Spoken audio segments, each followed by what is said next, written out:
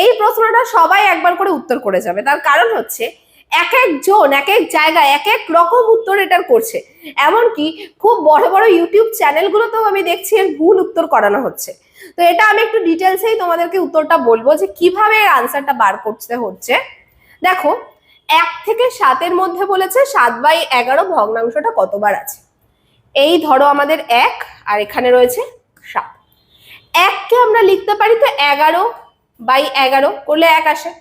তাহলে এই যে 7/11 এই ভগ্নাংশটা 11/11 থেকে তো ছোট, তার মানে এটা 1-এর থেকে ছোট। তাহলে 1 থেকে 7-এর মধ্যে এই ভগ্নাংশটা ডাইরেক্টলি নেই, মানে একদম 7/11 ভগ্নাংশটা নেই। কে থাকতে পারে? এর গুণিতক থাকতে পারে। ঠিক আছে, এরপরে আসছি 7। 7 মানে হচ্ছে 77/11 করলে 7 পাওয়া যায়। তার মানে 7/11 গুণিতক যে কিনা 11/11 থেকে 77/11 মধ্যে আছে। কে কে আছে ভাবো। 7/11 যদি আমি 2 দিয়ে গুণ করে দিই তাহলে আসে 14/11, তাহলে এর মধ্যেই পড়ছে। 3 দিয়ে গুণ করলে 21/11, 4 দিয়ে গুণ করলে 28/11, 5 দিয়ে গুণ করলে 35/11, 6 দিয়ে গুণ করলে 42/11, 7 দিয়ে গুণ করলে 49/11, 8 দিয়ে গুণ করলে 56/11, 9 দিয়ে গুণ করলে 63/11, 10 দিয়ে গুণ করলে 70/11। এরপরে 11 দিয়ে গুণ করলে দেখো এই সংখ্যাটা চলে আসবে।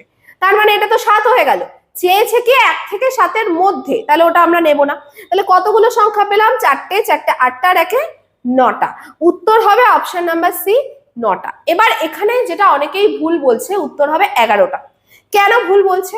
আমি যদি এটাকে কাউন্ট করতাম তাহলে এটা 10টা হতো, কিন্তু 7/11 তো আমি কোনোভাবেই কাউন্ট করতে পারবো না, কারণ ওটা তো 1-এর থেকে ছোট। তাহলে প্রশ্নটা যদি এরকম বলতো 0 থেকে 7-এর মধ্যে কতবার 7/11 আছে, তাহলে ডাইরেক্টলি আমরা ভাগ করতাম 7 ভাগ 7/11 করে 11 উত্তর আসতো। কেন?